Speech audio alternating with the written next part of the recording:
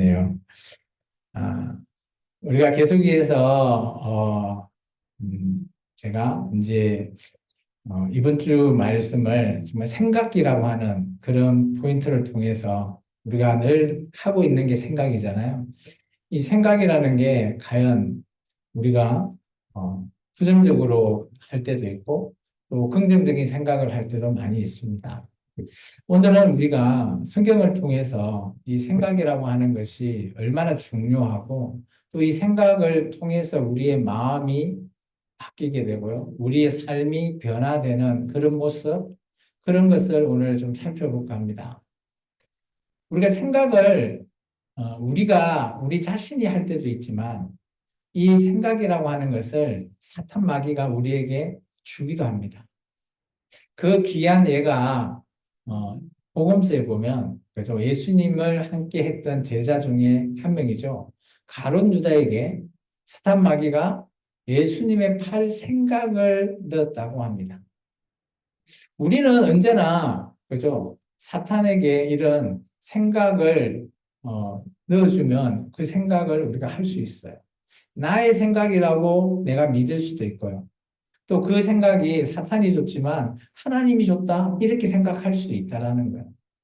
그러면 우리가 이런 생각을 그죠? 생각이 들어오면 이 생각을 어떻게 이게 정말 하나님이 준 건지 아니면 이게 사탄이 준 건지 우리가 그것을 분별할 수 있어야 된다라는 거죠. 그게 바로 영적인 생각을 분별할 수 있는 자의 삶이라는 겁니다. 쉽습니다. 왜냐하면 정말 뭐 예수님에게 팔 생각을 준 그 사탄이 가룟 유다에게 생각이라고 하는 것을 줬을 때 이 생각을 떨쳐버리면 돼요. 그게 우리의 마음까지 생각이 오지 않으면 우리가 행동할 수가 없다라는 거예요. 오늘 제가 여러분한테 가르쳐 줄 것은 생각이라고 하는 메커니즘과 우리의 마음, 그리고 우리의 행동, 이 세 가지가 어떻게 잘, 나도 모르게 내가 이렇게 하고 있네? 라는 것을 여러분이 좀 알 수 있게끔 제가 준비를 해봤어요.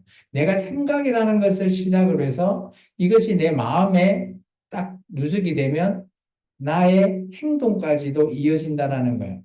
그게 좋은 거든 나쁜 거든 간에 말이죠. 그래서 우리가 생각이라고 하는 이 첫 시작을 우리는 잘 유념해서 들어야 된다라는 거예요. 오늘 말씀을부터 한번 좀 볼까요? 오늘 말씀은 로마서 8장의 말씀입니다.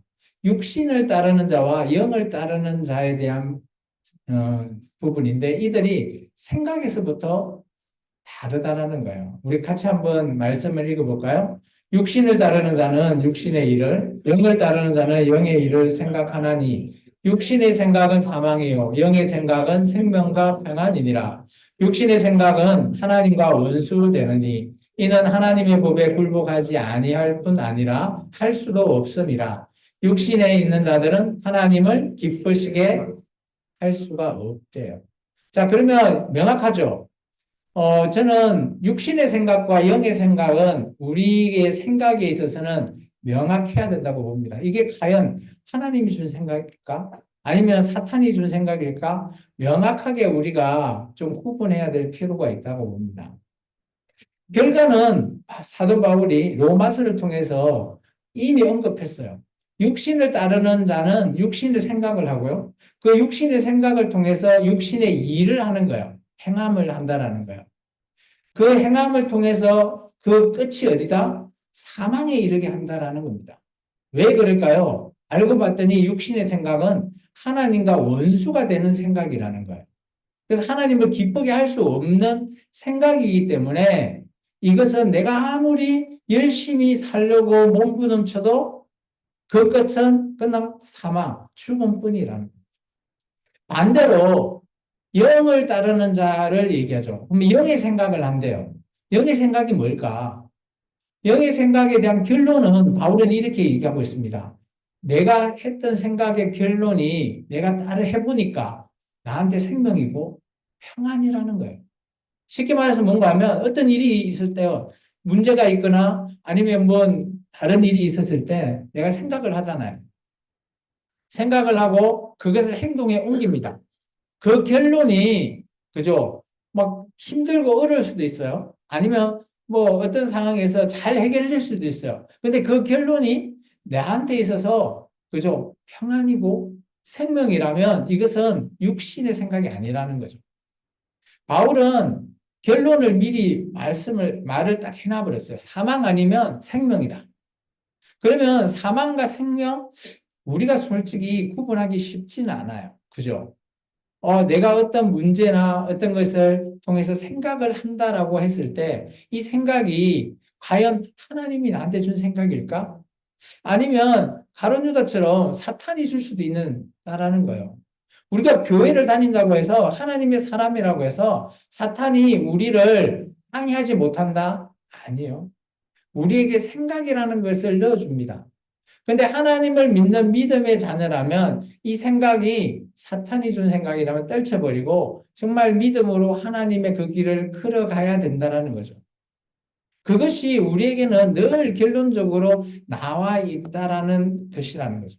그러니까 하나님을 믿는 자녀는 결론은 명확해요. 그런데 이 과정에서 내가 어떻게 나의 삶에 살아내고 나갈 거냐라는 것이 중요한 거죠. 또 그게 쉽지 않다라는 거예요. 그래서 우리가 생각에 져버릴 수가 있어요. 여러분은 어떤 문제나 어떤 일이 있었을 때 생각을 잘못할 때 있죠. 그리고 잘못한 것을 깨달아지면 이런 말 하지 않아요? 아, 내가 왜 그 짓을 했지? 후회스럽네. 아, 이렇게 했으면 좋았을 건데. 근데 마치 그 생각이 내가 해가지고 나한테 자책하는 것처럼 느껴지죠. 근데 잘 한번 생각해 보십시오. 여러분이 하나님의 사람이라면 그 생각이 과연 내가 했던 생각일까? 아니면 사탄이 나한테 유혹의 말씀으로 생각을 줬나? 한번 생각해 봐라는. 오늘 우리가 봐야 될 말씀의 주제의 키포인트는 바로 거기 있습니다. 내가 했다라고 생각하는데 이게 사탄이 준 생각이라는 것이 크다라는 거예요.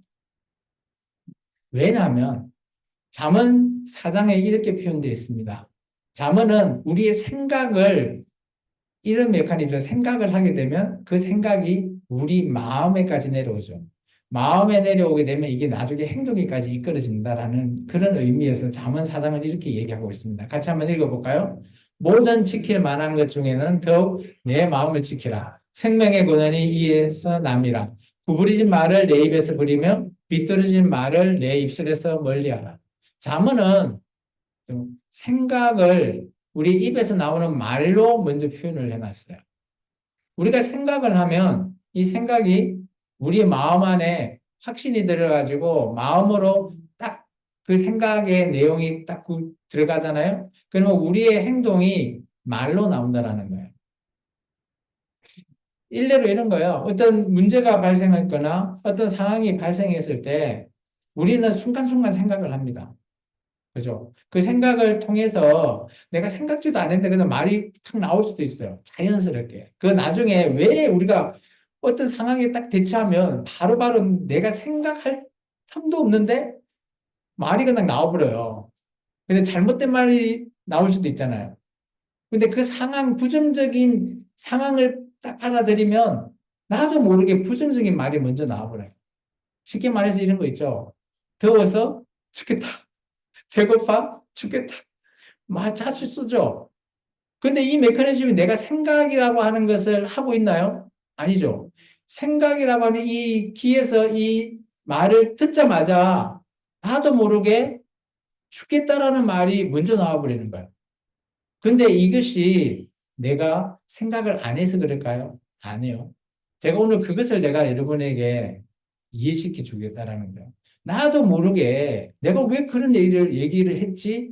라는 게 우리 뇌에서 학습되어 있고 늘 우리 뇌가 그런 메커니즘으로 갖고 있기 때문에 그것이 나오는 거예요.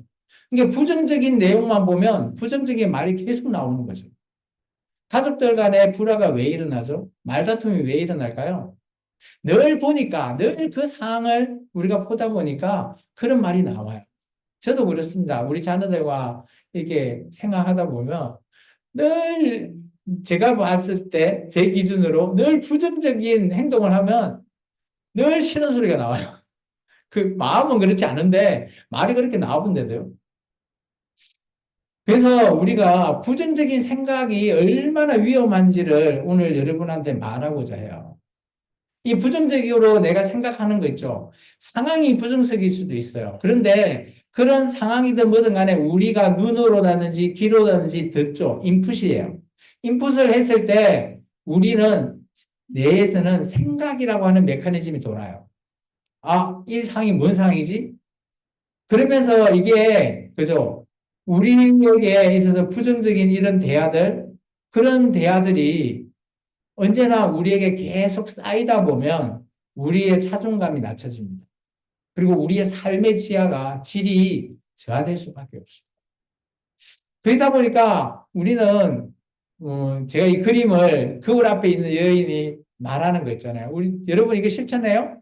제가 아침에 일어나면 여러분이 일어나서 한 가지 칭찬해라고 제가 그죠? 몇 주 전에 한 2주 전인가? 3주 전에 얘기했죠. 아침에 일어나면 그걸 보고 윤수아 너 오늘도 잘해 행복해 화이팅 이런 얘기 해라고 했죠. 긍정적인 얘기를 제가 늘 하라고 했죠. 왜 그런지를 제가 오늘 소개해 드릴게요. 그런 내용이. 오늘 내용은 좀 부정적인 걸 먼저 얘기하는데 긍정적인 것도 똑같습니다. 긍정적인 걸 받아들이면 긍정적인 말이 나와요. 우리 마음에는 거울이 있어요. 거울이. 이제 우리가 뭐 거울 앞에 선 우리의 모습을 볼 수 있지만 내 마음 안에도 거울이 있다는 거예요.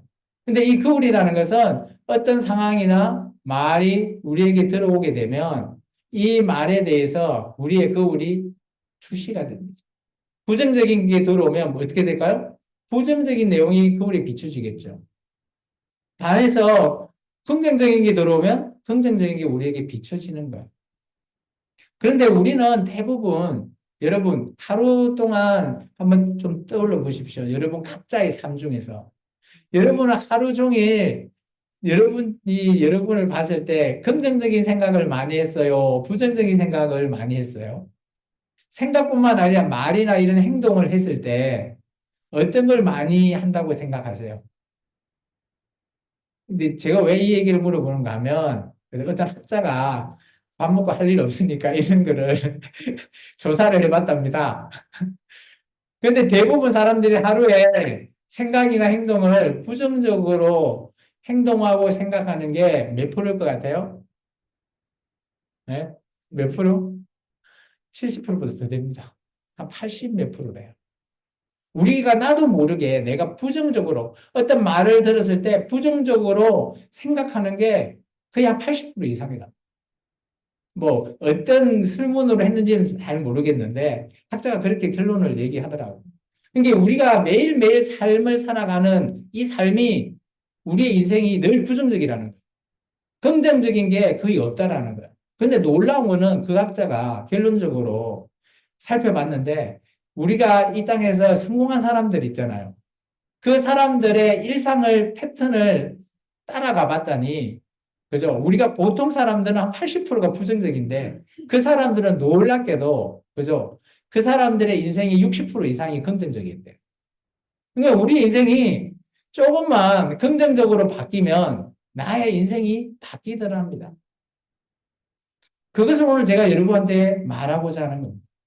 이게 우리의 마음은 언제나 우리가 본 것, 우리가 들은 것이 우리 마음에 거울처럼 투시가 되는 거예요. 이것이 우리에게 부정적이면 우리가 하나님 앞에 우리의 영적인 성장이 그냥 장애물로 방해받을 수밖에 없습니다. 그래서 오늘 제가 여러분에게는 늘 부정적인 생각을 많이 할 거예요. 저도 많이 하더라고. 이 설교를 준비하면서 생각해 봤는데 내 인생의 하루하루 삶 중에 긍정적으로 생각한 게 별로 없더라고요, 저도. 그래서 오늘 우리는 어떤 게 필요하다? 의식적으로라도 부정적인 것을 좀 긍정적으로 바꿔 나가야 된다라는 것을 오늘 마지막에 여러분에게 그래서 오늘 그래서 극복하기라는 제목을 잡은 이유가 거기에 있습니다. 오늘 로마서 8장의 말씀은 육신의 생각과 영의 생각이라는 것을 바울이 아까 말했죠. 결론도 얘기했습니다.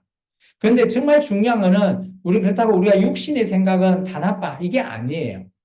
육신적으로 우리가 생각할 수 있어요. 그런데 영적인 생각과 육신적인 생각이 밸런스가 맞아야 돼요.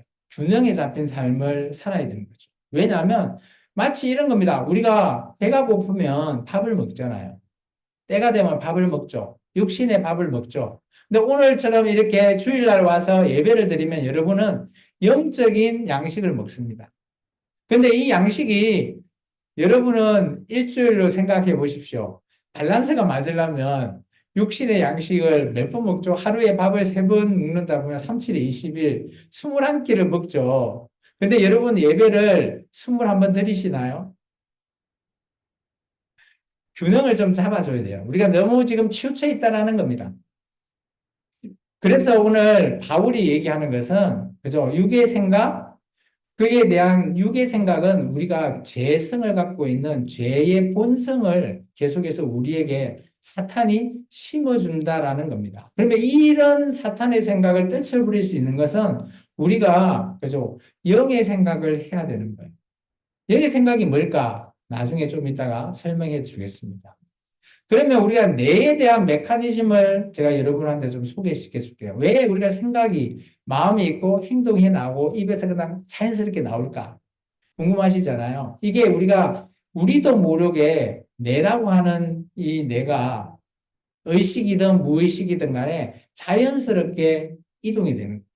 뭔 말인가 하면 우리가 환경에 노출이 돼 있어요. 이제 부정적인 걸로 제가 이것을 잡았어요. 부정적이든 긍정적이든 간에 우리가 뭐 TV에 뉴스를 보고 뭐 SNS나 인터넷에 많은 사건 그런 거 보잖아요. 접하죠. 주위의 사건들도 다 접합니다. 근데 그것이 오늘 하루 아침에 뉴스를 봤는데, 그죠? 뉴스에서 한 90%가 부정적인 내용이 쫙 나와요. 근데 여러분 아침에 뉴스 듣나요? 저는 뉴스를 좀 듣거든요. CBS 그 뉴스를 듣다 보면 그게 나온 한 2시간 정도 하는데 2시간 중에 정말 긍정적인 뉴스가 별로 없어요. 한 90%는 다 부정적인 뉴스예요. 그런 메커니즘으로 늘 부정적인 환경에 노출되다 보니까 우리의 뇌의 신경은 그냥 어떤 그런 부정적인 내용이 들어오면 그 부정적인 생각을 할 수 있는 그런 우리의 뇌 안에 있는, 그죠? 이 해마라 그러죠. 해마나 이런 것들이 쫙 고정되어 버린다. 그리고 나서 이제 이게 한두 번 부정적인 내용이 들어지면 내가 부정적으로 행동을 하는 게 이게 계속해서 이것이 지속적으로 반응하다 보면 습관이 되어버려요. 그래서 이게 놀랍게도 부정적인 사고와 부정적인 생각이 자동화가 되어버립니다. 그래서 제가 아까 얘기했죠. 더워서 죽겠다. 배고파서 죽겠다. 이런 말이 그냥 나와버려요. 왜 그럴까요? 이 내가 바로 그냥 자동화시켜요. 내가 생각할 틈도 안 줘버려요. 그런 상황에 노출되어 있기 때문에, 그런 상황에 딱 닥쳐져 버리면, 나도 모르게 말이 나와버리는 거예요. 그러니까 우리가 가족 중에, 그죠? 가족과 대화를 하다 보면 가장 큰 상처를 입어요. 가까운 가족, 또 친한 사람들한테 대화할 때. 근데 그 사람들한테 계속 어릴 때부터 부정적인 내용을 계속 들었던 자녀들은 커서도 그것이 자동화가 돼버려요. 그러면 이것이 그러면 우리가 고칠 수 없냐? 그건 아니라는 거예요. 이 뇌라는 것을 내가 어떻게 보면 똑똑하다 생각하지만 뇌를 속일 수가 있답니다. 부정적인 내용이 들어와도 이 뇌를 속여서 긍정적으로 바꿀 수도 있다라고 합니다. 이게 부정적인 생각은 이런 패턴이에요. 그죠? 내가 한번 부정적으로 이게 내 안에 내가 부정적인 생각으로 사로잡혀 있으면 자신도 모르게 타인을 만나면 의심의 눈초리를 보는 거예요. 그걸 냉소주의라고 해요. 그리고 또 오늘 설교를 여러분에게 이렇게 듣죠? 설교를 들으면 여러분한테 맞는 것만 필터링을 합니다. 좋은 것만. 부정적인 거 다 버려. 좋은 것만 필터링 할 거예요. 그것 또한 안 좋은 거라는 거죠. 그리고 여러분은 헛과 백의 논리의 사고에 빠져 있을 수 있어요. 이게 우리가 물론 신앙적으로 온 거는 헛과 백의 논리가 명확해야 되는 건 맞습니다. 근데 세상의 모든 일이 그럴까요? 아니라는 거예요. 그리고 나중에는 그죠? 내가 잘못했는데 남을 탓하기 시작합니다.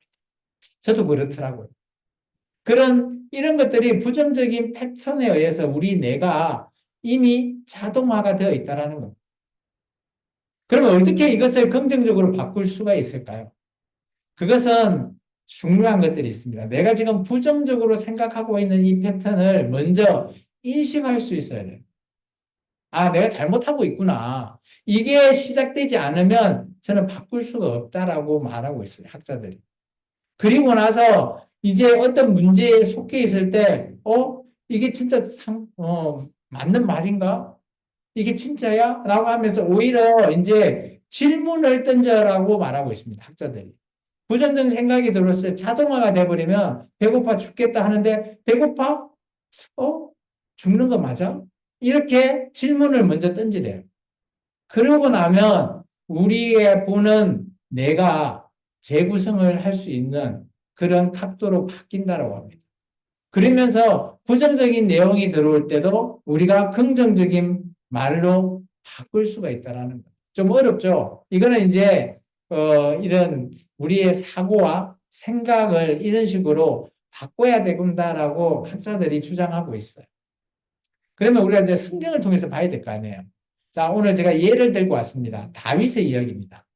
오늘 사무엘 상서에 보면 다윗의 얘기인데요. 우리 같이 한번 읽어볼까요? 다윗과 그의 사람들이 성읍에 이르러 본즉 성읍이 불탔고 자기들의 아내와 자녀들이 사로잡혔는지라. 다윗과 그와 함께한 백성이 울 기력도 없도록 소리를 높여 울었더라. 다윗의 두 아내 이스라엘의 여인 아힌왕과 갈멜 사람 나발의 아내였던 아비갈도 사로잡혔더라. 백성들이 자녀들 때문에 마음이 슬퍼서 다윗을 돌로 치자 하니 다윗이 크게 다급하였으나 그의 하나님 여호와 힘있고 용기를 얻었더라. 이게 어떤 상황인가 하면 다윗이 잠깐 블레셋이라고 하는 나라에 가서 이제 자기가 이끄는 많은 사람들을 데리고 가서 그 이제 사울한테 쫓기다 보니까요. 그곳에 가서 거기에 시글락이라고 하는 성을 받게 되고 그곳에서 이제 틀을 잡습니다. 그리고 이제 사울과 블레셋이 전투를 해요. 그때 이제 다윗과 다윗의 군사들이 이제 전쟁터에 같이 나가게 되죠.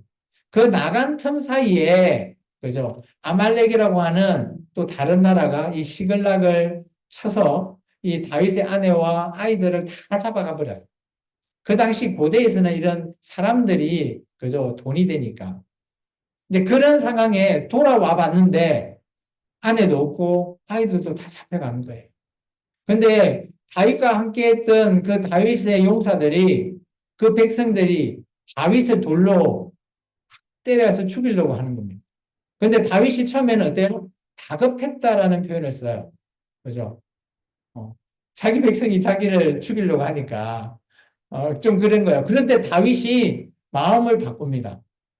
어떤 표현을 썼죠? 하나님이 여호와를 힘입어 용기를 얻었다. 이게 참 여러분은 이게 어떤 생각? 다윗이 크게 다급하였으나 그의 하나님이 여호와를 힘입고 용기를 얻었다.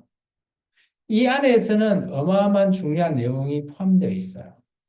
다윗이 그런 위급한 상황, 위급한 문제가 되잖아요. 백성들, 자기도 아내를 잡혀갔거든요.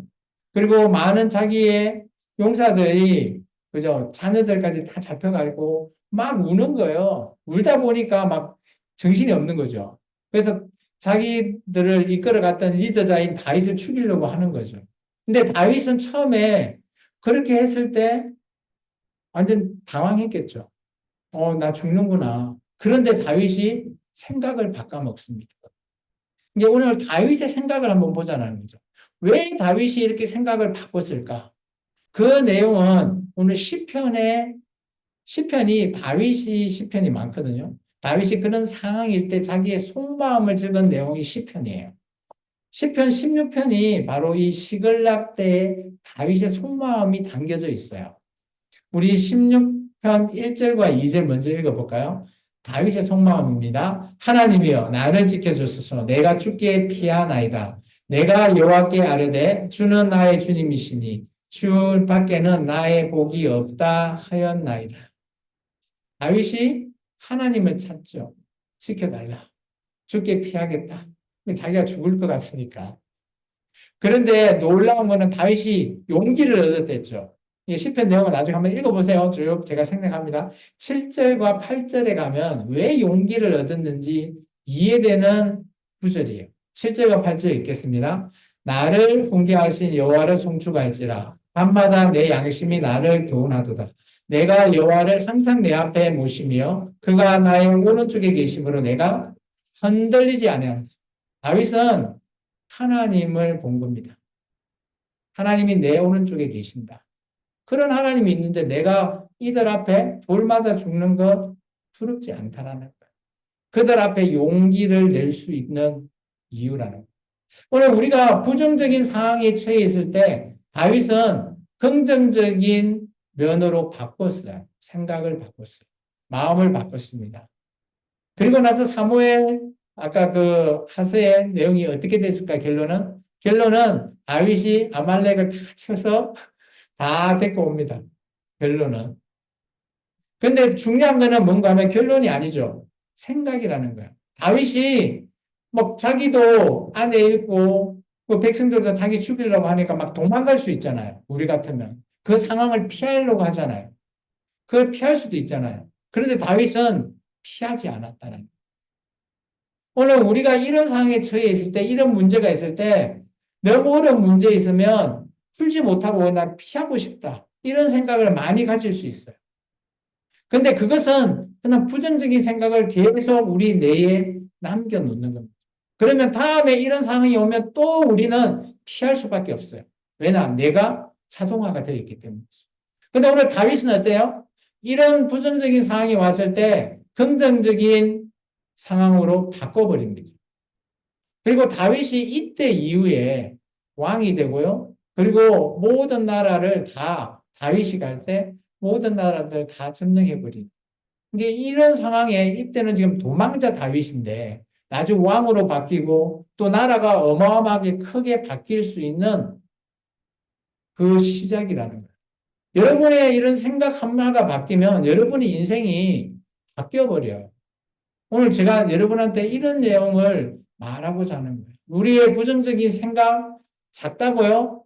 그 작은 거 하나 긍정적으로 바꾸보시면 여러분의 인생이 바뀔 수 있다는 거예요. 다윗은 부정적인 생각을 어떻게 극복했어요? 위기의식에 어려운 상황에 있었지만 오늘즉 하나님을 의지했죠. 오직 하나님만은 내 오른쪽에 계시구나. 하나님께 찬양을 했어요. 그러면서 다윗이 시편 16편은 얘기하고 있지 않지만 다른 다윗의 시편을 보면 다윗은 늘 이렇게 얘기합니다. 나는 하나님의 백성이고 하나님께서 나와 언제나 함께 하신다. 이게 다윗이 입에서 늘 고백하는 고백의 말이었어요. 그러면 다윗의 생각이 어땠을까요? 내가 어떤 상황에 처해 있어도 하나님은 나와 함께 하시고 나는 하나님의 백성이라. 하나님이 늘 나를 지켜주신다.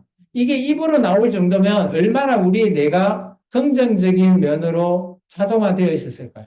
그래서 여러분한테 제가 매일 아침에 일어나면 여러분 그걸 보시고 여러분을 향해서 좋은 얘기 한 번씩 해주시라. 왜 그럴까요? 그렇게 하면 여러분의 인생이 바뀔 수 있으니까요. 하나님을 내가 믿는다라고 말로 생각만 한다? 입으로 나와야지 제대로 그게 행동으로 옮겨져야지 우리 뇌가 자동화가 되는 거예요. 입으로 시인해야 구원에 이를 수 있어요. 그것은 우리의 뇌가 자동화가 되어 있고 여러분의 믿음이 형성되어 있다라는 거예요. 내가 입으로 나오지 않는다?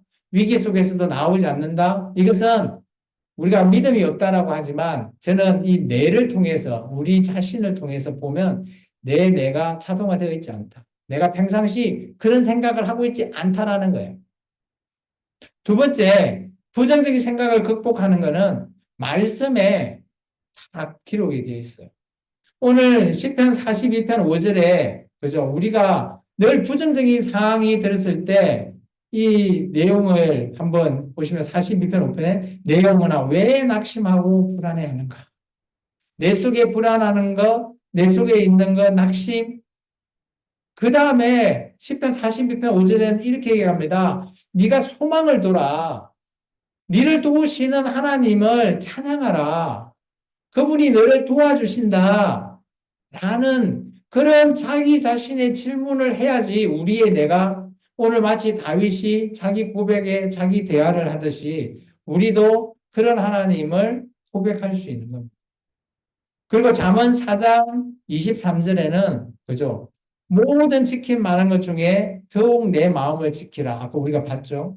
마음을 지킨다라는 것은 우리의 생각이 자동화되어 있다라는 거예요.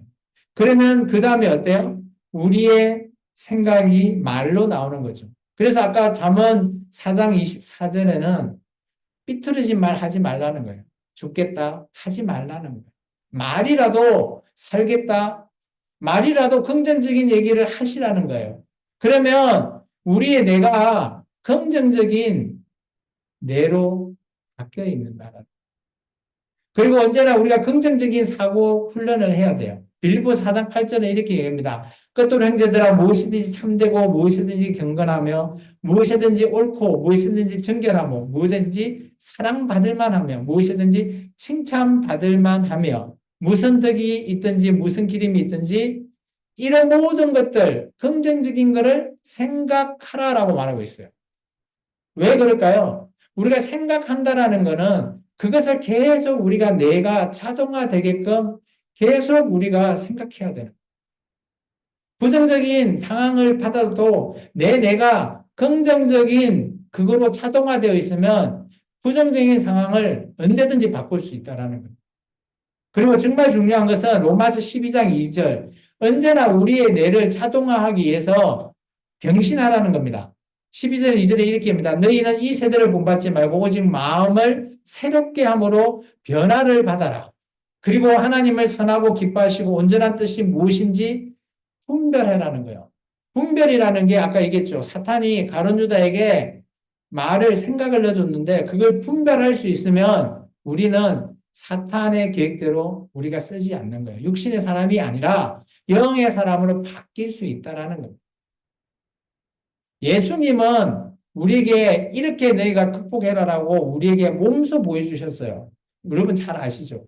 예수님은 사랑으로, 그죠? 무조건적인 사랑으로 우리에게 보여주셨어요. 그리고 예수님은 뭐 죄인이든 어떤 자든 모두 다 용서해 주심으로, 그죠? 부정적인 것을 바꿔주셨어요. 그리고 예수님께서는 예수님의 은혜로 우리에게 변화의 씨앗을 주신 거예요. 이 말이 뭔가 하면 우리를 변화시킬 수 있는 힘, 이것은 오직 예수님이 우리에게 보여주신 은혜가 아니면 우리가 바뀔 수 없다라는 거예요. 우리가 죄라고 하는 것을 아무리 떨쳐버리고 싶어도 바울이 로마서에 얘기하죠. 우리가 사망의 몸이고 이 몸에 우리가 죄라는 게 우리에게 붙어 있어서 마치 결혼한 부부처럼 죄라는 놈이 나의 남편으로 딱 붙어 있어요. 근데 이 죄라는 것을 끝내고 싶으면 이혼을 해야 돼. 그죠? 부부 생활에 이혼해야지 끝나잖아요. 그런데 이 죄라는 놈은 그죠? 이혼을 안 해줘. 그러면 어떻게 해야 돼요? 내가 죽어야 되는 거예요. 그러면서 바울은 이렇게 얘기합니다. 내가 예수님과 함께 하고 내가 죽어야지 이 죄라는 놈이 끊길 수 있다라는 거예요. 그래서 오직 예수님의 은혜가 아니면 우리가 죄라고 하는 이것을 벗어날 수 없어요. 육신의 생각을 벗을 수 없대요. 내가 영의 생각하고 싶다, 깊게 생각한다, 영적으로 한다. 내 자신이 아무리 해봤자 할 수 없어요. 우리의 능력이 아니에요. 우리의 그런 범위가 아니라는 겁니다. 그래서 예수님께서는 그죠? 우리에게 그 십자가에서 죽으심으로 예수님과 함께 해야만이 우리에게 희망이 있다라는 것을 보여주신 거예요.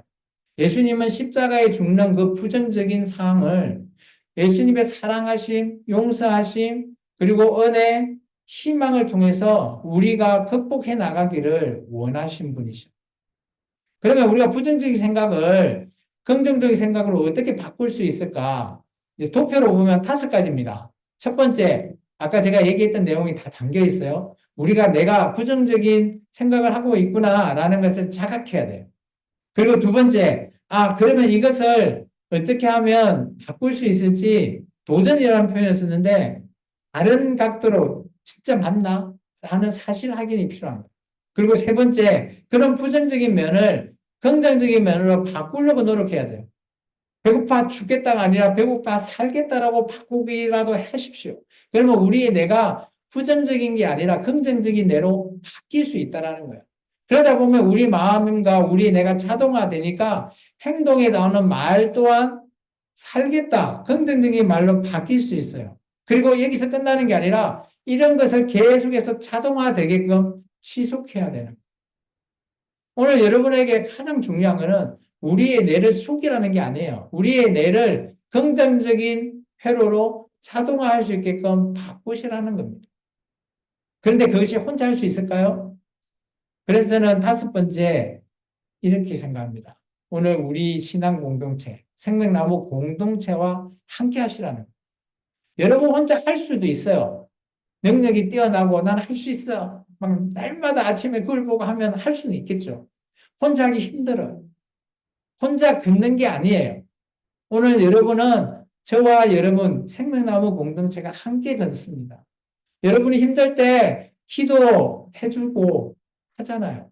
근데 여러분에게 제가 뭐 전화로 기도하겠습니다 라고 하면서 기도 안 할까요? 열심히 합니다. 같이 한다라는 거예요. 그러면 여러분도 공동체로 함께 하시라는 거예요. 정말 공동체가 할 수 있는 것은 우리가 부정적인 생각을 극복할 수 있게끔 도와주는 거예요. 나 혼자? 아니요. 공동체가 하면 할 수 있어요. 나 혼자 할 때 10배의 노력이 필요하다면 공동체가 하면 그냥 2배만 하면 충분히 다 해낼 수 있는 겁니다. 그래서 여러분 혼자 끙끙거리지 마시라고. 어떤 문제가 있으면 상의를 하시라고. 같이 제가 톡방에 기도해 주세요. 올리는 이유가 뭘까요? 여러분이 그거 보고 기도하겠습니다. 말만 하고 기도하지 않나요? 그럴 수도 있어요. 그런데 여러분 한 명 한 명이 그걸 듣고 기도해 준다면 이게 하나가 아니라는 거예요. 1 플러스 1이 2가 아니라 1 플러스 1이 10이 되는 시너지의 효과를 누릴 수 있는 겁니다. 그래서 교회를 왜 나와야 되는 이유를 지금 설명하는 거예요. 교회에 나와서 함께 기도하고 함께 말씀을 나누고 여기서 끝내지 말라는 거예요. 그래서 우리 또 집사님이 지금 기억하고 있는 게 봉사활동이에요. 오늘 여러분 달란트들 있잖아요. 미용하는 달란트도 있고 뭐 여러 달란트들이 있으니까 이제 앞으로 우리 생명나무교회도 교회 안에서도 물론 중요한 이런 극복할 수 있는 그런 행동도 하지만 교회 밖으로도 같은 봉사활동을 통해서 또 함께하며 그런 우리의 부정적인 모든 생각을 극복할 수 있을 거라고 봅니다. 근데 이런 모든 것들 잘 돌이켜보면 먼저 내가 실천해야 되겠죠. 그래서 오늘 저는 여러분에게 3가지만 실천해 줄 것을 요청드립니다. 그 중에 하나가 제가 이전에도 얘기했어요. 아침에 일어나면 거울 앞에서 나한테 좋은 말 해줘. 감사한 말 해달라고 한 거 했죠. 그게 2번째예요. 거울 앞에 진짜 해보시래도요? 안 해보셨죠? 아침에 일어나고 세수하고 이빨 닦을 때 말로 안 해도 이제 속으로도 생각으로도 나한테 좋은 말, 위로의 말을 해주시래도요. 한번 해보시고요. 저한테 얘기해요. 제 해봐도 안 돼요, 목사님. 그러면 제가 잘못했다고 제가 그때 시인할게요. 근데 저도 매일매일 하긴 해요. 하다 보면 뭐 때로는 그거 한다고 막 이게 막 바뀐다 이거 아니에요. 그런데 이게 매일매일 하다 보면 언젠가는 여러분이 1년, 2년 지나면 바뀌어 있는 여러분을 여러분이 몸소 체험할 수 있대도요. 제발 제 말이 신빙성이 안 갈지언정 그래도 한번 담임 목사니까 한번 이 말 한번 지켜보십시오. 그리고 2번째, 여러분이 자기 전에 아니면 뭐 일어나서 뭐 자기 전에 하는 게 좋을 것 같아요. 감사 일기를 한번 써보세요. 하루 동안 감사했던 일을 좀 떠올려서 꼭 막 일기장에 쓰라는 게 아니라 우리 요즘 핸드폰 보면 앱 좋잖아요. 그 날짜 앱에 보면 메모할 수 있잖아요. 매일매일. 달력에 뭐 3가지가 아니라 좋아요. 한 가지로 내가 이 일 감사했다 라고 하면 그 일을 써넣어 봐요. 그리고 한 달치를 한번 봐봐요. 내가 이때 이렇게 감사했구나. 좀 메모를 좀 해보시라고. 이거 참 중요합니다. 저도 이제 제 앱에 보면 제가 뭐 활동 지원을 하고 있는 이런 거나 막 필요한 사항이 있으면 막 메모를 저는 많이 하거든요. 그래서 한 달치 이렇게 지나간 것 떠올려 보면, 이래 이랬구나. 이런 것들을 조금 더 홈을 통해서 우리 뇌를 자동화를 많이 시켜요. 없지 않아. 이런 무의식적인 행동을 하다 보면 의식적인 행동으로 여러분의 부정적인 게 긍정적으로 바뀔 수 있다는. 그리고 세 번째는 여러분이 늘 하시는 거예요. 짧은 기도를 하시라. 기도해라 하면, 뭐, 1시간 해야 되나? 2시간 해야 되나? 그거 아니고요. 짧게라도 기도하시라. 밥 먹을 때 기도하시죠. 일어날 때, 잘 때 기도해라 하는 거 하시죠. 잘 하시나요? 어쨌든 간에 시간을 정해놓고 하면 가장 좋은데 그렇게 하지 않더라도 시간이 없으면 잠깐 1분이라도, 그죠? 우리 그 복식호흡 아시죠? 우리가 막 스트레스 받거나 막 정신이 없을 때 복식호흡을 하면 마음이 편안해지죠. 복식호흡을 한 1분만 탁 하면서 그 사이에 짧게 한번 기도를 해보시라. 이 세 가지만 한번 실천하시면 여러분의 뇌가 부정적인 뇌가 긍정적인 뇌로 바뀔 수 있다는 거예요. 제가 말했던 감사, 다 긍정적인 요소예요. 그렇게 하시면 여러분 앞에 여러분은 새로운 희망의 메시지를 앞으로 올해 지금 2024년도도 이제 다음 주 지나면 10월입니다. 그러면 몇 달 남죠? 3달 남죠. 10, 11, 12. 3달 동안 한번 실천하시고 12월 31일 날 아니면 1월 1일 날 이 실천한 내용을 한번 보십시오. 그리고 변화되어 있는 나가 변화되어 있는지 여러분이 체크해 보십시오. 저는 체크할 수가 없으니 여러분이 여러분 자신을 한번 체크해 보시면 바뀌어 있는 게 뭐든지 있을 거예요. 뭔지는 저는 잘 모르겠어요. 그렇기 때문에 오늘 여러분한테 과거에 어땠다 이런 거 다 그냥 내버리십시오. 현재에 집중하십시오. 오늘. 지금 오늘 제가 얘기했으니까 오늘 집에 돌아가셔서 감사 일기가 아니라도 감사 메모하십시오. 그리고 그거를 보고 한번 나한테 칭찬한 내용 그거 감사에 써도 돼요. 하시고요. 그리고 짧게 기도해 보세요. 현재에 집중하십시오. 그러면 3달 후에 여러분이 바뀐 여러분이 있을 겁니다. 그럼 우리가 3달 후에 우리가 각자 노력을 해보고 내가 뭐가 바뀌었더라 같이 한번 대화하면서 바뀐 나에 대해서 한번 얘기를 한번 나누는 시간을 그때 한번 가져보면 좋을 것 같습니다. 그래서 오늘 메시지는 여러분의 부정적인 생각 바꾸시라는 거예요. 극복을 해보자는 거예요. 우리의 뇌를 긍정적인 뇌로 자동화시켜보자. 오늘 실천의 내용들을 한번 떠올려 보시면서 오늘은 여러분이 삶을 살아갈 때 실천에 대한 내용을 오늘 담아봤습니다. 오늘도 마찬가지. 오늘부터 이제 시작하는 겁니다. 기도하겠습니다. 주님 감사합니다. 오늘 귀한 말씀을 통해서